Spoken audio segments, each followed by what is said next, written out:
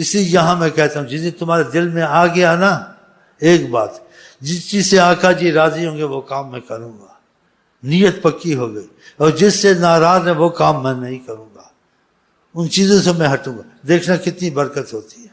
تو اللہ تعالیٰ کرے ہمارے دل میں آقا کی اتنی عظمت ہو، محبت ہو کہ ان کے بالمقابل کسی کو ترجیح نہ دیں۔ سنتے نہیں؟ ہاں، یہ باتیں میں نے مجہول کی، اس میں تفسیر بہت ہو سکتی ہے، لیکن اختلاف کی زیادہ باتیں کرنی اچھی نہیں ہے۔ جو اصل بات مرکز کی کر دے، جو رسول اللہ سے بات ثابت ہے اور اس پہ ہم نے چلنا، جو ثابت نہیں ہے اس میں نہیں گھسنا، غلط ہے صحیح ہے پڑھنا ہی نہیں ہے۔ اتنی مشقت خدا نے ہم کو نہیں ڈالی ہے، اور آقا جی کہتے ہیں میں آسان دین لے کے آیا ہوں۔ صحیح ہے نہیں صحیح ہے؟ تو یہ بات تمہارے دل میں بیٹھ جائے، تمہارا مذہب اطیع اللہ و اطیع الرسول، قرآن میں سارا آیا۔ کہیں قرآن میں دیوبندی بنو، بریلوی بنو، کہیں آیا ہے؟ کہیں نہیں ہے۔ دیوبندی بریلوی ظاہر چیزیں ہیں۔ اب جس شہر کا عالم ہے دیوبند میں پڑھتا دیوبندی ہوگا نا، شہریت کی وجہ سے۔ اب قرآن دیوبندی کا علیحدہ، بریلوی کا علیحدہ، ایک ہی قرآن ہے، لیکن جہاں بعض آیتوں کا مفہوم سمجھ میں نہیں آتا، ہاں جی، اس کا تو اس کو چھوڑ دینا چاہیے نا۔ اس لیے خدا کا حکم بھی ہے چھوڑ دو قرآن میں، فَإِن تَنَازَعْتُمْ، حدیث میں بھی ہے بحث مت کرو، بحث میں تمہارا نقصان ہوگا، ہلاکت میں جاؤ گے، پھر نہیں کرنی چاہیے نا۔ تو آپ آسان طریقے سے چلے، ایک عقیدہ رکھے قرآن میں جو کچھ ہے حدیث ہمارا ایمان ہے۔ جو سمجھ میں نہیں آتا واللہ عالم، جو سمجھ میں آتا ٹھیک ہے، پھولنا پھالنا زیادہ نہیں ہے، اس میں تم کو بہت نقصان ہوگا۔ تو یہ بات واضح ہو گئی۔ کوئی اور کسی لیڈر فیڈر کے پیچھے نہیں جانا ہے۔ آقا جی کہتے ہیں زمین آسمان والے جمع ہو جائیں، تم کو نفع نقصان پہنچائیں، حدیث شریف میں ہے، نہیں کر سکتے الا ما قد کتب اللہ لک، جو خدا نے تمہارے مقدر میں کر دیا ہے۔ جنہوں رب رکھے انہوں کون چکے، وہی ہوتا ہے جو منظور خدا ہوتا ہے۔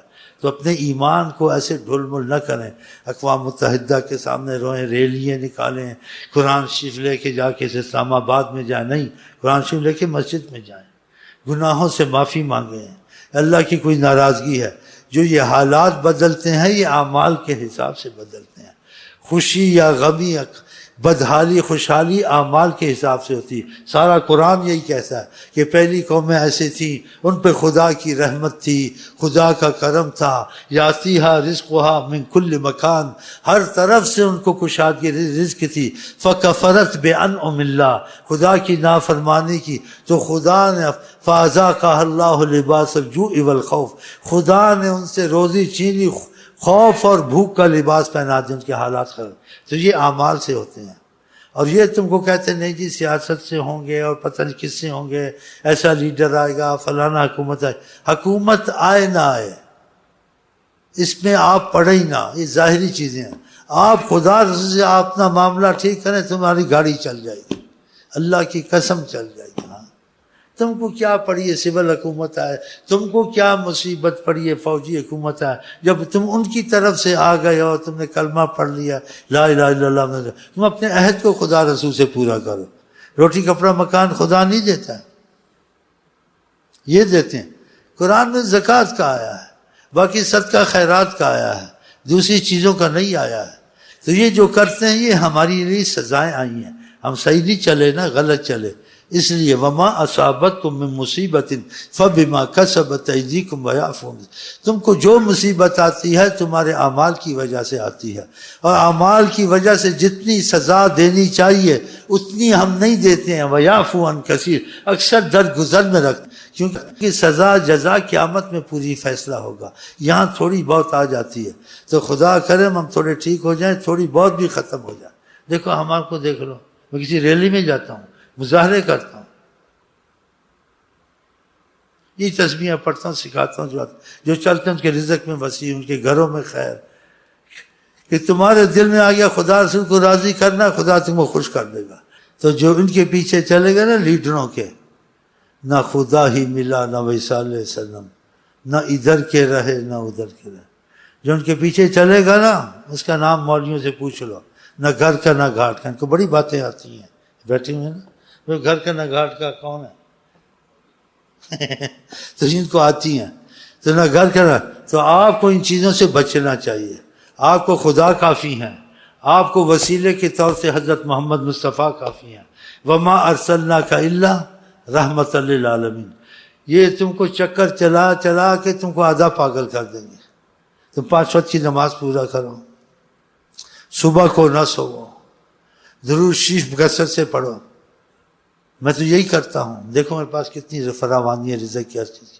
ایک صحابی کو 3 دفعہ آپ نے درود کا کہا، پھر کہا تیرے لیے اچھا ہے، پھر اس نے قبول کیا اور آقا سے وعدہ کیا. کہا اگر ایسا کرے گا تو آقا جی نے کہا تکفی ہمک ویغفر ذنبک. اس کا مفہوم ہے جو بھی تیرے غم میں پریشانیاں خدا سب دور کرے گا، آسودہ حال ہو جائے گا. درود شریف پڑھنے سے ہی، نام لینے سے ہی. بتاؤ یغفر ذنبک، اگر گناہ ہے خدا معافی میں رکھے گا، سزا نہیں دے گا. بتاؤ کیا چاہیے؟ استغفار. من لزم الاستغفار، جس نے استغفر اللہ نہ چھوڑی. کون کہتے ہیں؟ حضرت محمد مصطفیٰ. جعل اللہ من کل ضیق مخرجا ومن کل ہم فرجا ویرزقہ من حیث لا یحتسب. اور خدا مجھے معاف کر کے الفاظ آگے پیچھے ہو گیا، اللہ معاف کر دے گا.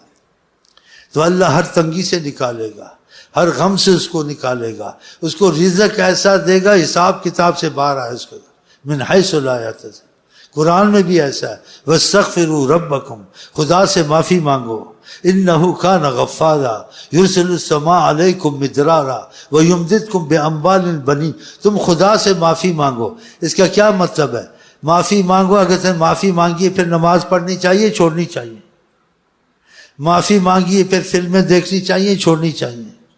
معافی مانگی ہے تو پھر ماں باپ کے ساتھ اچھا سلوک کرنا چاہیے، ماں باپ کو پھر تنگ کرنا چاہیے. استغفار کے ساتھ پرہیزیں بھی ہیں. بس استغفر اللہ پڑھا، پرہیزیں نہیں کی. پھر آقا جی نے کیا کہا؟ من لزم الاستغفار. یہ بھی کہا کہ جس نے المستغفر بربہ، ایک آدمی خدا سے معافی مانگتا ہے، وہو مقیم علیہ، معافی مانگتا ہے لیکن غلط کام نہیں چھوڑتا. جب تم نے معافی مانگی استغفار سے، غلط کام چھوڑ دینے چاہیے نا. پھر یہ استغفار کا صحیح مطلب ہوگا نہیں ہوگا. اب تو استغفر اللہ پڑھتا ہے، غلط کام بھی نہیں چھوڑتا، نماز بھی نہیں پڑھتا، ماں باپ کو بھی تنگ کرتا ہے، حرام حلال جو آتا کھاتا ہے، گالیاں بھی دیتا ہے، اور بھی ایسے کام کرتا ہے. تو استغفر اللہ پڑھی پھر جھوٹ بولا خدا سے. اسی کا آقا جی نے کہا کوئی استغفار کرتا ہے وہ مقیم علیہ، اور اپنے غلط کام نہیں چھوڑتا ہے، کل مستہزی بربہ، وہ خدا کا مذاق کرتا ہے. دیکھا اس استغفار میں اگر سچے طریقے سے پڑھیں، استغفر اللہ پڑھی، توبہ کر لی، نماز کی طرف آ گیا، اللہ تعالیٰ کے حکموں کی طرف گیا، بس استغفر اللہ معافی مانگی، غلط کام نہیں کرنے، تو اس کے لیے اتنی بڑی نعمتیں، مشقت نہیں زیادہ.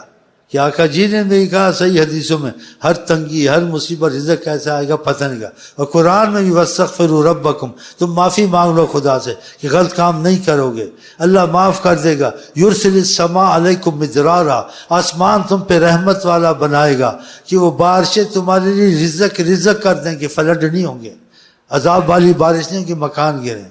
يُمْدِدْكُمْ بِأَمْوَالٍ وَبَنِينَ، تم کو مالدار بنائے گا، پہلے مال کا وَبَنِينَ، اولادیں دے گا کہ تمہارا راشن پہلے آ جائے گا، تمہارے گھر میں رزق کی فراوانی ہوگی، اور بنین اولادیں بھی دے گا. بتاؤ یہ کہتے ہیں شادیاں نہ کرو، اولادوں کو نہ پیدا کرو، اقوام متحدہ کہتا ہے یہ بڑھ رہے ہیں، رزق کہاں سے؟ تمہارے باپ کے گھر سے آئے گا، خدا کے پاس سے آئے گا.